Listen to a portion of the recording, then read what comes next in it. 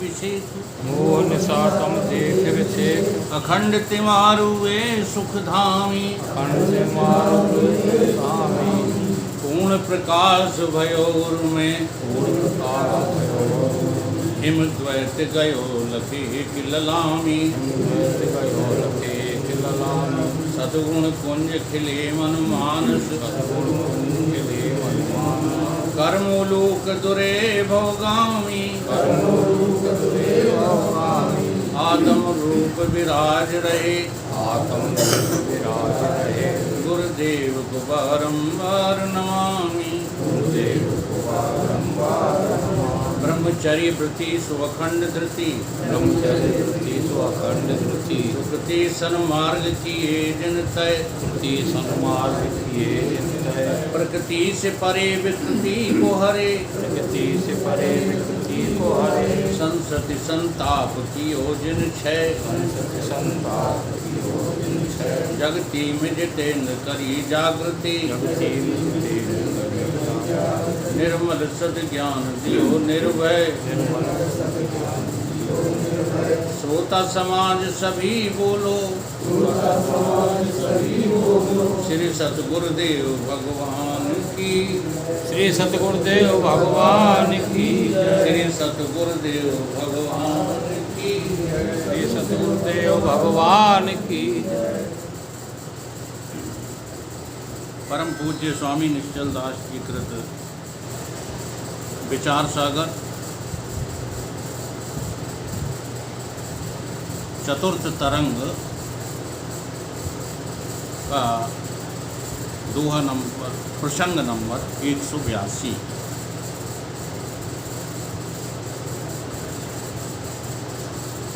भ्रांति नाश का वर्णन।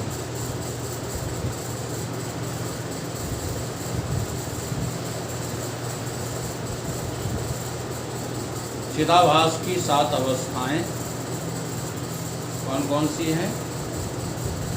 सबसे पहली अज्ञान, अज्ञान के बाद आवरण, आवरण के बाद भ्रांति, फिर द्विविधा ज्ञान, परोक्ष ज्ञान और अपरोक्ष ज्ञान, और भ्रांति नाश।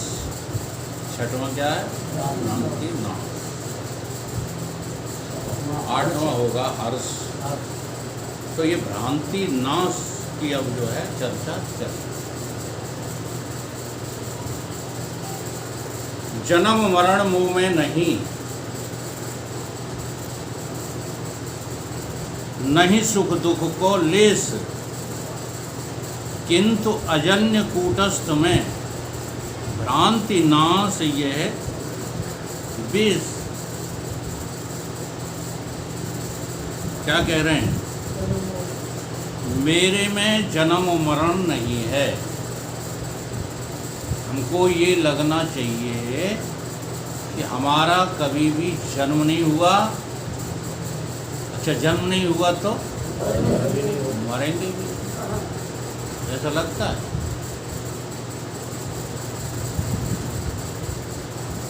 एक बात भगवान कृष्ण ने कही, वो लगती है, जातस्य ही ध्रुवामृत्यु ध्रुवम जन्म मृत्युश्च। भगवान कह रहे हैं जो जन्मा है वो मरेगा, जो मरा है वो जन्मेगा। तो ये बात तो हमें बिठाई जाती है ना, ये बात हमको जच जाती है, हाँ, कि हम मरेंगे तो हम जन्मेंगे भी। और ज़्यादातर देखो, चाहे आप अब घर पे बैठ के चर्चा करते हो, व्यवहारियों से करते हो, यही चर्चा तुम्हारे हृदय में बैठी रहती है कि मरना तो पड़ेगा। यदि कोई लोग अच्छे काम कर रहे हैं तो मरने के डर से ही कर रहे हैं, और कोई बुरा काम कर रहा है तो उसे मरने का भी जो है अंदाज़ा नहीं है कि हम मरने वाले। परंतु भगवान कृष्ण की वो बात न जायते म्रियते समझ में नहीं आती। हमारा जन्म नहीं होता, कभी भी हुआ ही नहीं। ऐसा लगता है? अगर ऐसा लगता है तो जन्मने मरने वाले के धर्म से हमारा क्या लेना देना? अगर लगता है तो सारे दुनिया के काम भाई जन्मने मरने वाले के तो हैं। जो तुम व्यस्त रहते हो जिन कामों में, वो किसके हैं? अजन्मा के हैं। समझ लो, केवल वाणी का जो है जमा खर्च चल रहा है, बाकी कुछ है नहीं अभी। इसलिए सत्संग से अरुचि मत पैदा करो। करत करत अभ्यास के रोज सुनोगे जब ये बातें, खतरनाक बातें हैं ये।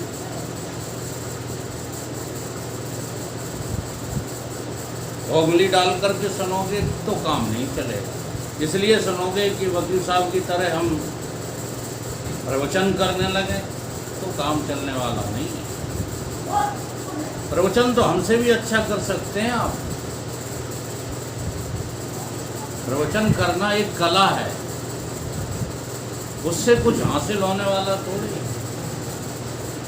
हमारे गुरुदेव कहते थे हमको भीड़ अच्छी ही नहीं लगती। देखो उन्हीं के गुरु भाग युग पुरुष जी हैं। युग पुरुष जी को भीड़ में ही मजा आता है।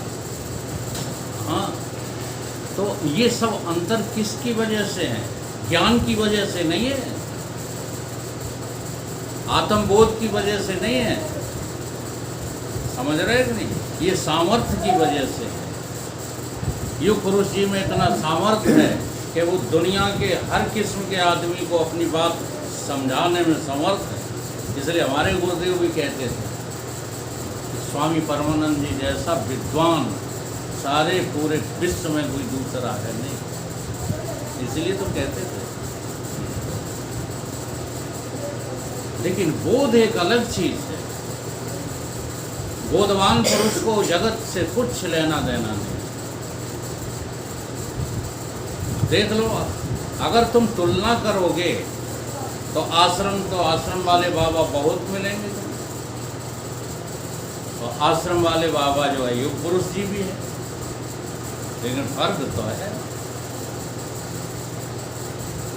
वो बाबा जो है आश्रम को छाती से चिपकाए हैं, आश्रमों के लिए लड़ाई झगड़े चल रहे हैं, आश्रमों के लिए मुकदमे चल रहे हैं।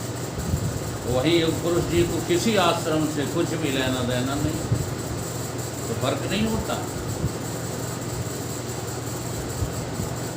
यहाँ पर जो है कम से कम 10 बीघा जमीन दिखाई थी उनको दबोहा में, लेकिन वो मरघट की जमीन थी। स्वामी जी ने बिल्कुल मना कर दिया, नहीं, ये जगह हम नहीं लेंगे। जो अच्छे संत होते हैं, आज गवर्नमेंट चाहे कांग्रेस की हो चाहे जिसकी हो, महाराज जी को परास्त नहीं कर सकती। जैसे आज आसाराम जी बंद है ना, एक बार महाराज जी से पूछा था, ओपन करके नहीं, बंद कमरे में लोग बैठे थे, पूछा था कि वो क्यों पकड़े गए, क्या दोष है। तो उन्होंने एक ही बात कही थी कि साधुता तो उनमें पूरी है, लेकिन प्रदर्शन ज़्यादा था। प्रदर्शन की वजह से आज वो जेल में पड़े हुए।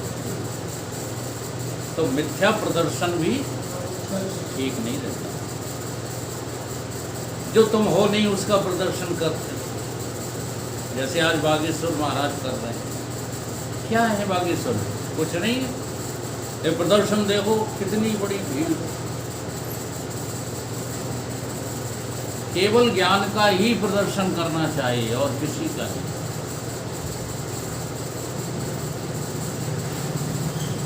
सुख दुख लेस भी नहीं है, किसमें? चेतन में।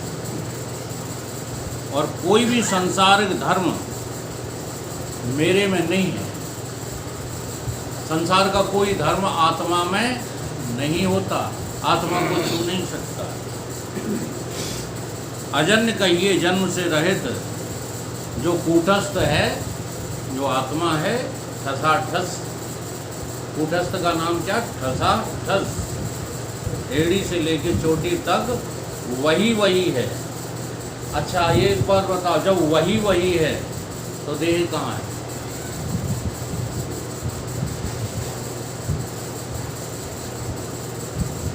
दुई के एक संग होए भवालो, कूटस्थ भी है और देह भी है।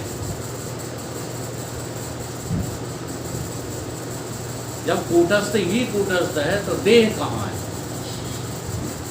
हमको ऐसा लगता है, हमको लगता आत्मा अलग है, देह अलग है। तो ये विवेक तो हो सकता है, लेकिन ये ब्रह्म ज्ञान नहीं होता। हे शिष्य, इस रीत से सर्व अनर्थ का जो निषेध है, ये भ्रांति नाश का आधार ये स्वरूप ही है। स्वरूप बोध के बिना भ्रांति नाश नहीं होती, भ्रम का निवारण नहीं होता। उदाहरण वही है घिसा पिटा। जब तक पूरी रस्सी नहीं दिख जाएगी तुमको, तब तक रस्सी में सर्प की भ्रांति का नाश नहीं होगा। पूरी रस्सी दिखने का अर्थ जानते हो? रस्सी का पूरा स्वरूप समझ में आ जाए, उसकी ऐंठन समझ में आ जाए, उसके रोमे रोमे समझ में आ जाएं, तब फिर सर्प की भ्रांति नहीं होगी। क्यों? रस्सी में सर्प फिर कहोगे हो ही नहीं सकता। और जब तक रस्सी का अंश दिखाई देता है आपको, हाँ, पूरी रस्सी नहीं दिखती, तो कोई ना कोई भ्रम। ऐसे ही हमारे अंतःकरण में वो ईश्वर अंश मैं करके मुझे लगता है, इसलिए भ्रांति निवारण नहीं होती। जब इसको पूरा पूरा जो है हम देख लेंगे, स्वीकार कर लेंगे, तो बताओ फिर मेरे अलावा और कोई है क्या? है? अब कौन से काम में रुचि रहेगी ना? कौन से परिवार के लिए भटकते फिरोगे? कहाँ समय गंवाओगे?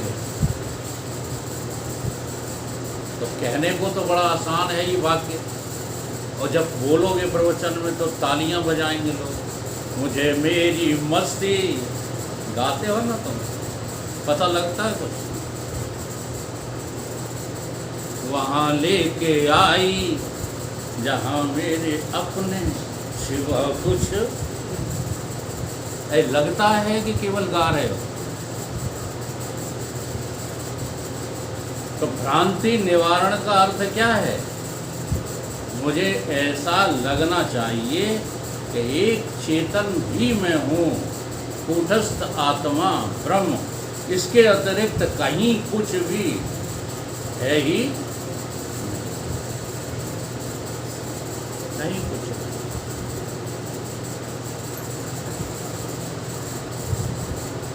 ये भ्रांति नाश का उत्तम तरीका है। जगह कूटस्थ में जन्म का निषेध करने से सर्व का निषेध जान लेना, जन्म प्रीति से अनंतर और अनर्थ प्रतीति होवे, इसलिए जन्म के निषेध से सर्व अनर्थ का निषेध। ये जो भ्रांति नाश है, यही को शोक नाश भी कहते हैं। यानी भ्रांति चली गई तो सारे दुख गए, मृत्यु का भी दुख गया। केवल भ्रांति से अब ये कितना भी समझाओ, आम आदमी के तो पल्ले पड़ने वाली बात है नहीं कि तुम्हें भ्रम है मरने का, तुम मरते ही नहीं हो।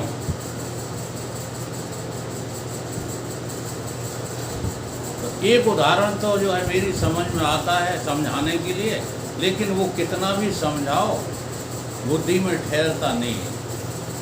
सपने का, सपना देखा आपने, है ना? चलो अभी देखना शुरू करो। सपने में तुम अम्मा के पेट में अपने को देख रहे हो। हाँ, अब देखो बड़ा विचित्र स्वप्न है ये। कोई भी जो है शरीरधारी जीव अपने को अम्मा के पेट में अनुभव नहीं कर पाता, लेकिन ध्यान करने से तुम वो भी अनुभव कर सकते हो। ध्यान में कहाँ पहुँच जाओ? अपनी माँ के उदर में पेट में पहुंच जाओ। सपना आ गया। सपना और ध्यान, देखो सपना तो प्रकृति के द्वारा तुमको रोजाना देखने को मिलता है, लेकिन ध्यान तुम्हें खुद करना पड़ेगा। कभी कभी ऐसा होता है, अभी उस दिन भी हम गए कंडोलेंस में, तो मन में आया किसी से बात करूं, लेकिन फिर ये सोचा कनावर के जनावर हैं, लड़ और मरेंगे, बात तो हमारी को सुनेंगे नहीं। जब लाश जला करे ना और तुम वहाँ मौजूद हुआ करो, तो हम प्रश्न कर रहे हैं आपसे, कौन जल रहा है? कौन जल रहा है? मान लो आप शमशान में ही बैठे हो, काऊ की डेड बॉडी जो है फूंकी जा रही है, अब बताओ कौन जल रहा है? नहीं बता पा रहे। ऐसा लगा कभी किसी को? ये तो सीख लिया वेदांतियों से, लगता है ऐसा? ऐसा लगता है ऐसा ही कभी हमारा नहीं, ये बात ये देखो हाल तुम बदल देते हो, ये अलग बात है। ऐसा हमारा होगा तो होने लगता है कि ऐसे चलेंगे नहीं। हाँ, ये भी तो भविष्य फ्यूचर है, ये भी फ्यूचर है। जी हाँ, कि हम भी ऐसे ही जलेंगे। जहाँ गागी ये लगा है वो फ्यूचर है। वर्तमान क्या है? जलने वाला कोई और नहीं, हम ही है। ऐसा किसी को भी लगता नहीं, जिसको लग जाता है वो घर गृहस्थी छोड़ देगा। ये गड़बड़ बात है, ना करो। जिसको एक बार जो है शमशान का बोध हो जाए, सच्चा बोध, वो तो क्षणिक बोध है, जिसमें लगता है कि मेरा भी यही हाल होना है। उस पर कई कवित्व लिखे गए, कई दोहा बनाए गए। कबीर बाबा ने लिखा, हाँ, 4 खूंट चरगजी बनाया और चढ़ा लियो घोड़ी, चारों कोने आग लगाए दई फूंक दई जैसे घोरी, मन फूला फूला फिरे जगत से कैसा ना। तो ये तो चेतावनी तुमको जो है चेतावने के लिए कहीं जाते। तुम्हें लगा क्या? मैं तो कहता हूँ वो धन्य हो जाएगा जिसको ऐसा लग जाए। फिर गए संबंध, गया घर, गई गृहस्थी, फिर कहेगी गृहस्थी। अब जले गए, फूक गए हैं, जब फूक ही चुके तो अब कहेगी गृहस्थी। तो ऐसा लगता नहीं है। हम तो प्रार्थना करते हैं आपको ऐसा लगे, ऐसा लगने से ही काम बनेगा, लेकिन लगता ही नहीं। तो भ्रांति नाश अर्थात भ्रम का निवारण होते ही आप मुक्त हैं। शोक नाश हुआ, चिदाभास का शोक नाश हुआ कि चिदाभास नाम की कोई चीज फिर रही ही।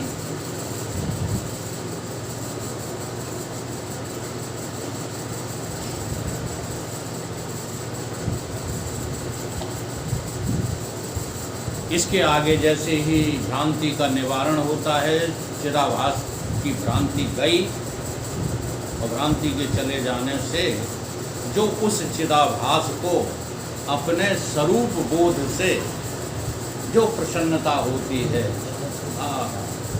उस प्रसन्नता के मुकाबले में पूरे ब्रह्मांड में कोई दूसरी प्रसन्नता नहीं। अब आप क्यों संसार का जो है वो अपनाएंगे, बता दो।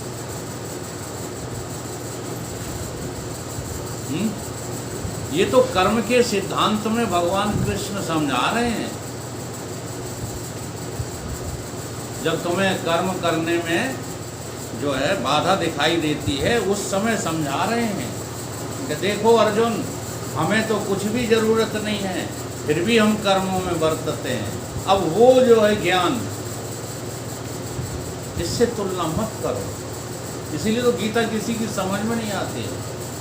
सिद्धांत को किसी का है, समझ कहीं बैठते, और ज़्यादातर लोग जो है बस यही बात समझ गए गीता में भगवान कृष्ण कह रही है, हाँ खूब लूटो, खूब करो, खूब इसी में लगे रहो, ये कह रहे हैं भगवान कृष्ण। हैं? ये नहीं कह रहे भगवान कृष्ण। भगवान कृष्ण कह रहे हैं कि कर्म नाम की कोई चीज होती ही नहीं है। ये उनके कर्म के सिद्धांत का सार है। क्या है कर्म? तो वहाँ कर्म के सिद्धांत को लेकर के और इस ज्ञान की जो है पराकाष्ठा को हम नहीं समझ पाए। उसकी जब नकल करने लगते हैं तो हम बर्बाद हो जाते हैं। और इसीलिए हमने उसका अर्थ ये निकाल लिया है सूत्र का, कर्म किए जा फल की इच्छा मत कर तू इंसान, जैसे कर्म करेगा वैसे फल देगा भगवान। उससे लाभ क्या होगा ये नहीं देख पाए। फल देने वाला फल जो है कहाँ से आता है वो हमने ईश्वर के ऊपर छोड़ा है। अगर तुमने ईश्वर के ऊपर छोड़ा है फल को, कर्म के फल को, तो कर्म में रुचि क्यों? फिर तुम क्यों कहते हो ये वाला धंधा करो तो ये फ़ायदा होगा, वो वाला धंधा करो तो वो फ़ायदा होगा, सबसे ज़्यादा नौकरी में फ़ायदा है? ये सब दिमाग में क्यों है? क्योंकि आपकी समझ में ये सूत्र आया नहीं है। कर्मण्डे वादिका रस्ते माँ परे करो, ये सूत्र समझ में थोड़ी आया। ऐसे थोड़ी गई जैसे तुम समझ गए, तुम जैसे समझ गए इसे ऐसी ही कही उन्होंने। पहले कहा था जैसे मतलब कर्म नाम की कोई चीज़ नहीं, तो ये कहा गया पहले नहीं कहा कर्म नाम की कोई चीज़ नहीं, सबसे लास्ट में कहा है सर्वधर्म परित्यज्यम, सबसे लास्ट में कहा है। पहले तो कर्म के सिद्धांत को ही समझाते रहे, लेकिन उनके कर्म के सिद्धांत को आम आदमी समझ नहीं पाया। मैं ये कह रहा हूँ, वो ये बताना चाहते अर्जुन को कि तू कुछ करता नहीं है कभी भी, ये बताना चाहते, और अर्जुन ये समझ नहीं पा रहा है। अर्जुन क्या है, यहाँ जितने भी संसार में अर्जुन है कोई समझ ही नहीं पा रहे, करने में लगे पड़े हो। चलो हमें यहाँ कर्म के सिद्धांत पर अभी चर्चा नहीं करनी है, फिर कभी करेंगे, जितनी करना चाहो उतनी। कर्म के सिद्धांत को श्रीमान जी अभी समझ नहीं पाए हो। ये कर्म नहीं होता, धंधा करना, पानी करना, परिवार पालना, ये कर्म फर्म नहीं है। कर्म की सीधी परिभाषा दे दी है, भूत भावो उद्भव करा विसर्गा कर्म संजते, ये कर्म की परिभाषा है।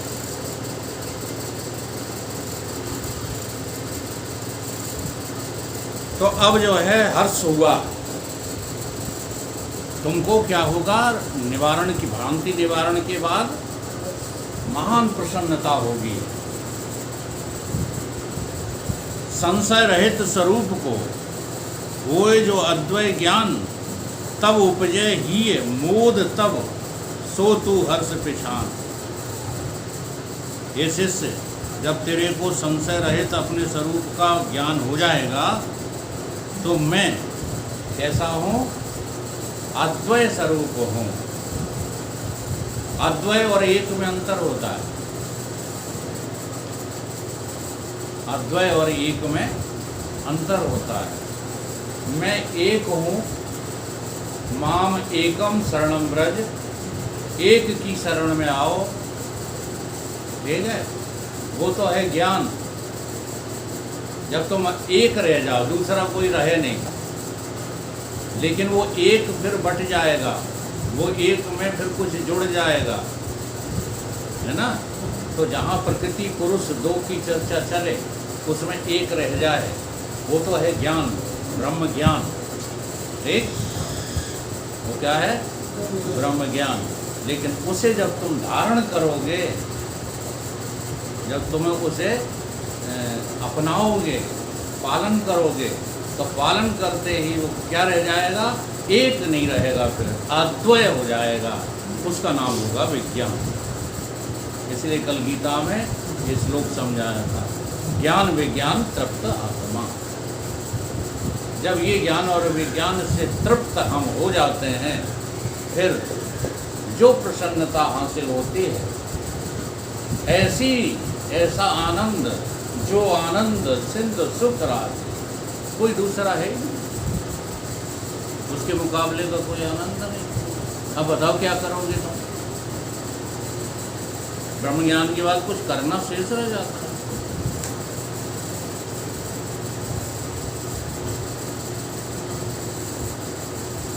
तब तेरे को जो मोद प्राप्त होगा, यानी प्रसन्नता प्राप्त होगी, उसी को हर्ष कहते हैं। कहीं अवस्था सात में तोकों शिष्य सुजान, सो सगरी आभास की है तिनही में ज्ञान। ये सात अवस्थाएं किसकी थी? चिदाभास की। इन सात अवस्थाओं में ही क्या है? अपरोक्ष ज्ञान भी है।